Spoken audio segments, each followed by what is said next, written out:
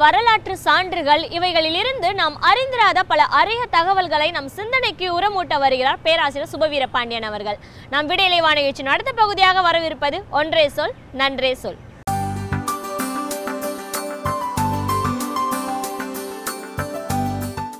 அனைவருக்கும் வணக்கம்.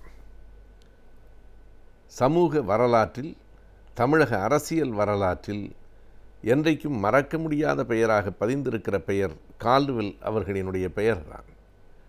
19ஆம் நூற்றாண்டின் மத்தியில் தொடங்கி இன்று வரையில் தமிழகத்தினுடைய அரசியல் போக்குகளை தீர்மானிக்கிற சொல் திராவிடம் என்பதாகத்தான் இருக்கிறது. அது கால்டுவெல்லுக்கு பிறகுதான் நாட்டில் பெருவழக்காயிற்று என்பதை வரலாற்று ஆசிரியர்கள் நமக்கு அறிவிக்கிறார்கள்.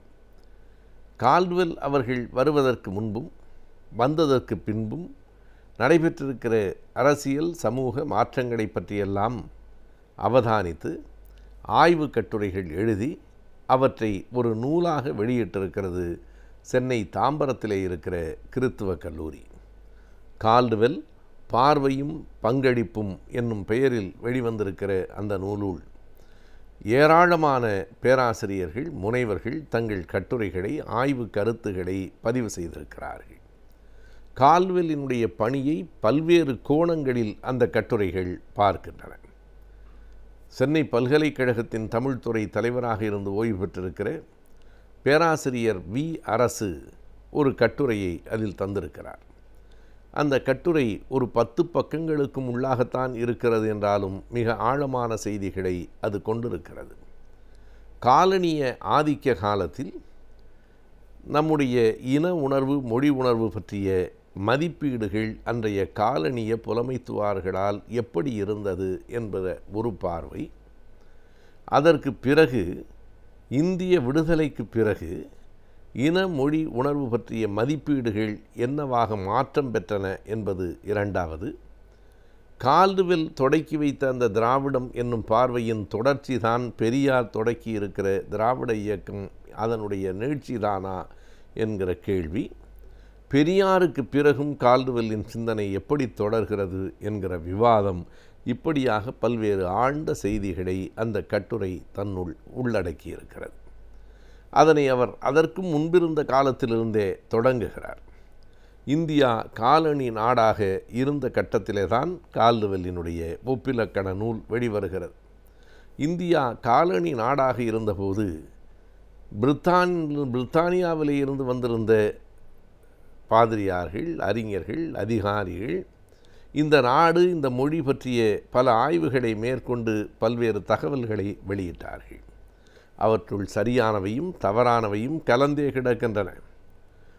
முதலாக அப்படி ஒரு கருத்து வெளிப்படுத்தப்பட்டு அது உலக அளவிலே தாக்கம் பெற்றது என்று சொன்னால் 18ஆம் நூற்றாண்டினுடைய இறுதியில் 1796 ஆண்டு சர் வில்லியம் ஜோன்ஸ் என்பவர் ஆசியவியல் கழகம், த ஏசியன் சொசைட்டி என்று லண்டனிலே இருந்து அந்த கழகத்தின் கிளையை அவர் கல்கத்தாவிலே தொடங்கி ஆற்றிய உரையின் போது அந்த விவாதம் தொடங்குகிறது.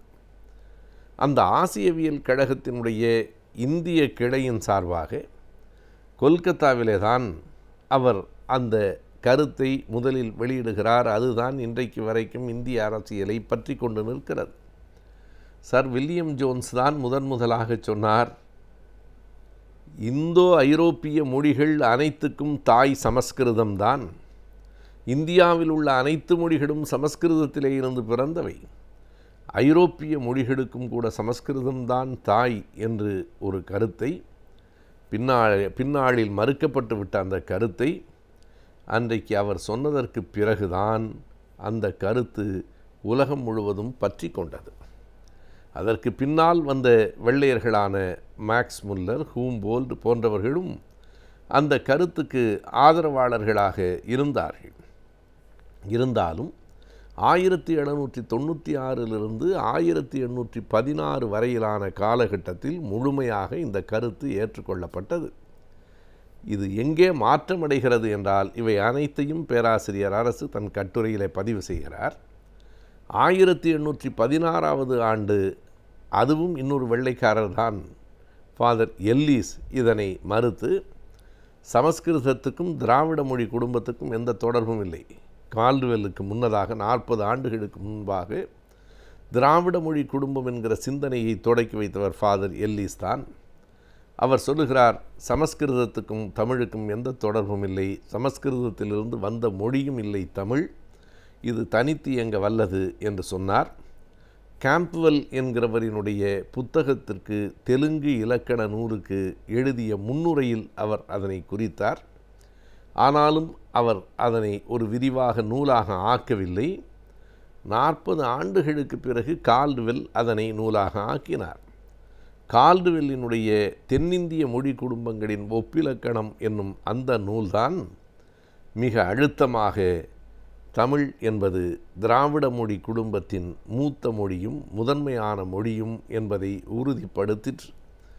அவருடைய ஆய்வுதான் சர் வில்லியம் ஜோன்ஸ் சொன்ன அந்த கருத்துக்களை முறியடித்து திராவிட மொழி குடும்பம் என்னும் ஒரு வரலாற்று உண்மையை வெளிப்படுத்தி தமிழர்கள் தங்களினுடைய மொழி தொன்மையான மொழி என்று உணர்வதற்கு அவருடைய ஆய்வுதான் வாய்ப்பளித்தது.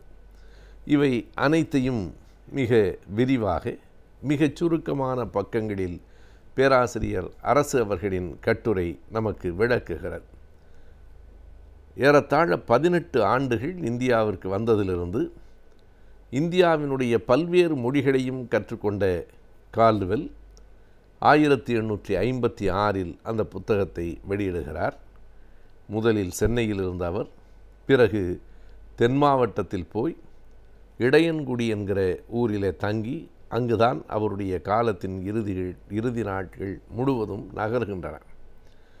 இடையன்குடியிலே அவர் மத பரப்பும் பணிக்காக வந்தாலும் அதனை தாண்டி மொழியியல் ஆய்வில் ஈடுபட்டிருந்த அதே காலகட்டத்திலே தான் அங்கே இருந்து மிக அருகிலே இருக்கிற சாயர்புரம் என்னும் பகுதியில் ஜி.யு. போப் அவர்களும் தங்கியிருந்தார். கால்டுவெல்லும் ஜி.யு. போப் அவர்களும் ஏறத்தாழ ஒரே கட்டத்தில் தமிழகத்திலே தங்கி கிறித்துவ மதத்தை பரப்ப வந்த அவர்கள் தமிழை ஐரோப்பிய நாடுகளுக்கு பரப்பினார்கள். தமிழகத்திலேயும் கூட தமிழனின் தொன்மையை அவர்கள் அறிவித்தார்கள். திராவிடம் என்கிற ஊக்கமிகுந்த சொல்லை அவர்கள் இந்த மண்ணுக்கு வழங்கினார்கள். அவர்களுக்கு பிறகுதான் தமிழக அரசியலிலே ஒரு புதிய திசைப்போக்கு எழுந்தது. எனவே கால்டுவெல்லினுடைய பார்வையும் பங்களிப்பும் குறித்து மிக விரிவாக எழுதப்பட்டிருக்கிற பல்வேறு கட்டுரைகளை கொண்டிருக்கிற இந்த நூல் இன்றைக்கு மிக தேவையான ஒன்றாக இருக்கிறது. கால்டுவெல்லை பல கோணங்களில் அறிந்து கொள்வதற்கு அது உதவுகிறது.